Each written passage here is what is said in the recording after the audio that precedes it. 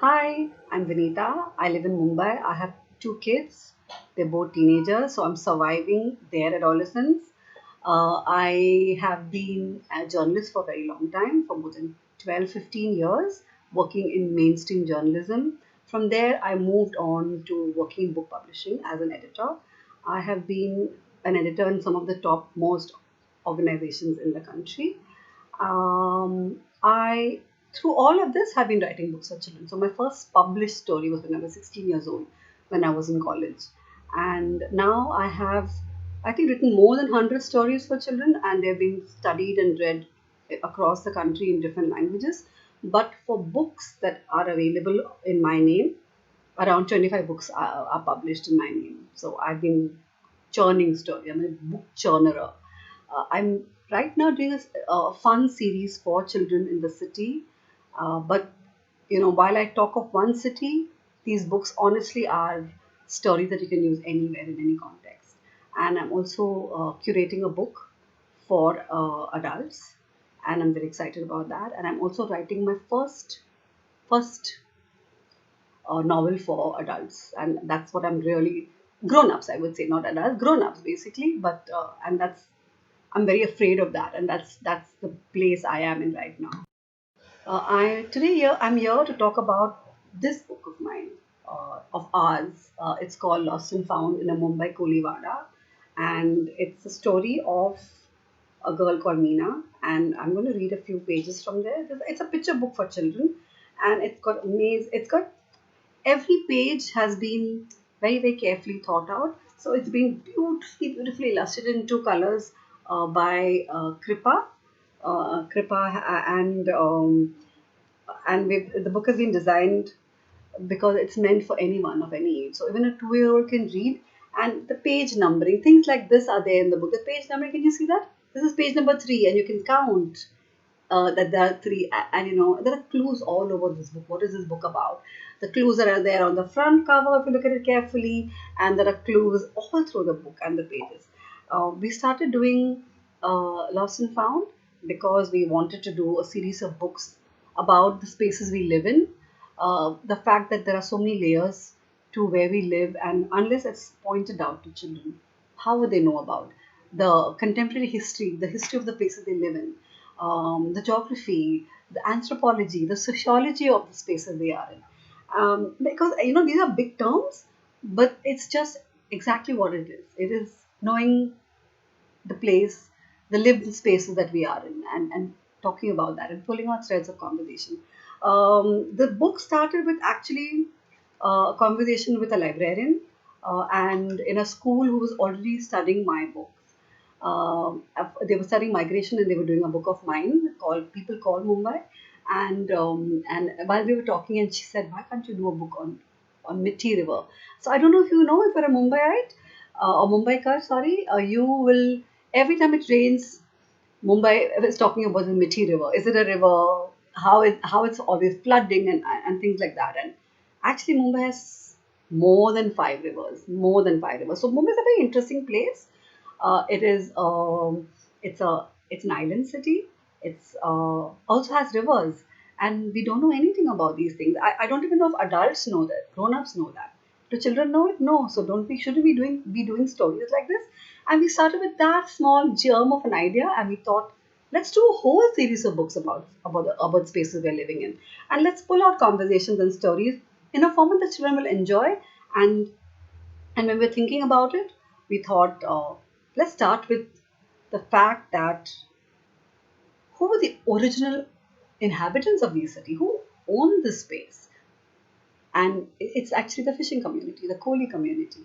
And Mumbai still has around 80 fishing villages in the city. Everyone talks of maximum city, mega city, all kinds of words used for Mumbai, and it's also got villages, and the villages are still there like that. So if you walk into these villages, time has stood still in lots of it, and a lot of it hasn't, and it's incredibly beautiful. And in a fishing village, of course, there are fishermen over there, and lots of them are not fishermen because the children have grown up and decided not to be fishing folks. So we picked up one story like this, and we wrote a story about a little girl and she's got something that she's running to take there. And what is that she's taking is what the story is about. I'm going to read a few pages, okay? Interesting part of this book, and I won't tell this to anybody, don't tell it to anybody. You can read this book from page 1, okay? And go to page 2, page 3, page 4, and things like that. Or you can read it from the last page. Okay, and I won't show you because I'm going to give away otherwise what the. But let's take the second last page of the book. You can start from here and read backwards, and the story will still make sense. Isn't that cool? This is a really cool book. I think it's a cool book. I'm going to start reading, and it starts with Meena cupped it with both her hands and ran.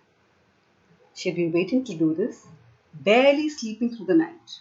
She watched as Baba woke up and slipped out, leaving the house. Baba would return with his catch tomorrow. Now I would leave. I went to the wharf every morning. She waited till I quietly boiled the rice and ground the chutney. She slipped out 30 heartbeats after I left for the wharf. The book is, you can read this book 3 ways, okay? So you can read the book just visually. Every picture in the book has a story, and you can pull out elements of how a fishing house actually looked like. So Kripa and I, but mainly Kripa, the illustrator, went to each homes and sat there and spent time talking to people. And a lot of these images are exactly like how the villages look like. So you can read the book just visually. If you don't even know how to read words, you have the book and you know the page number of the book, because there you go. That's page number 7. Okay, sorry. And then things like this. Okay, gorgeous. So you read the book visually, then you read the book with the story, which is also here on these pages, and some of the pages have subtext, very minute, which is the third way of reading the book. And that's why this book is fun, because anyone of any age will pick the book up, and we hope that they'll find something in the book for them to take away and to explore and to know. Because we really believe that stories are initiators of conversations, initiators of knowledge finding. Those are the real reasons we tell stories, not to just tell a story for the beauty of it, but also to tell you something important that maybe if you're interested, you'll pick it up. And that's a bit. So I've read 2 pages from this book. So Meena's getting up, waiting for her father to leave, and then she's waiting for her mother to leave, and fishing folks leave very early in the morning. And before dawn breaks, she holds something in her hand and she runs. And what is that in her hand? And I won't tell you, because the book honestly has loads of clues, which once you read the book and find out what it is, you can actually spend time finding out the puzzle as to where she found, what she did in those conversations. And I would say find a lot of things. I've taken this book to so many cities actually. I've taken it to Varanasi, I've taken it to Jodhpur, and we've had incredibly interesting conversations with kids over there. Just to know that the geography of a place will tell you the history of the and the anthropology of the space. Who lives there, the original inhabitants will be according to how the place is. So in Varanasi, which is a river civilization, who do you think would be the first inhabitants of that place? In Rajasthan, which is a desert, which is now a desert, but used to be a with scrubby grassland. Or who do you think would be the original inhabitant? And we could have conversation like that. And that's why this book, I think, is not a book just for a Mumbai centric book. It's actually a ageless book, a timeless book, and a book full of conversation. And every single page, every single image has stories. We have stories. Kripa and I have stories. So when we have sessions with children in schools, it's incredibly interesting, because there's so many things that we have that to say, to add, to tell. Because if you've picked it up, then we have information about it.